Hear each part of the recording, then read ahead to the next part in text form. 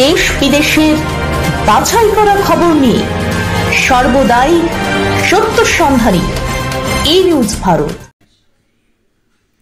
নমস্কার, ই নিউজ ভারতে আপনাদের সকলকে স্বাগত। শুরু করছি ওয়েদার আপডেট। আবহাওয়ার খামখেয়ালিপনায় অতিষ্ঠ আবহাওয়া দপ্তর। অস্বস্তিকর আবহাওয়া গোটা দক্ষিণবঙ্গ জুড়ে। আবহাওয়া দপ্তরের পূর্বাভাস অনুযায়ী সপ্তাহান্তে ঝড় বৃষ্টির সম্ভাবনা থাকলেও তাতে তাপমাত্রা 2 থেকে 3 ডিগ্রির বেশি কমবে না। দক্ষিণবঙ্গ জুড়ে চলছে তাপমাত্রার ওঠানামা। আগামী 24 ঘন্টায় আবহাওয়ার তেমন কোনো হেরফের হবে না বলেই পূর্বাভাস। শুক্রবার থেকে রবিবার অর্থাৎ সপ্তাহান্তে দক্ষিণবঙ্গে ঝোড়ো হাওয়ার সঙ্গে বৃষ্টি হতে পারে। পশ্চিমের জেলাগুলিতে শিলাবৃষ্টি, বজ্রপাতের পূর্বাভাস দিয়েছে আবহাওয়া দপ্তর। তাতে 2 থেকে 3 ডিগ্রি তাপমাত্রা কমতে পারে। তবে বাতাসে জলীয় বাষ্পের পরিমাণ বাড়ছে, তাই আর্দ্রতাজনিত অস্বস্তি জারি থাকবে।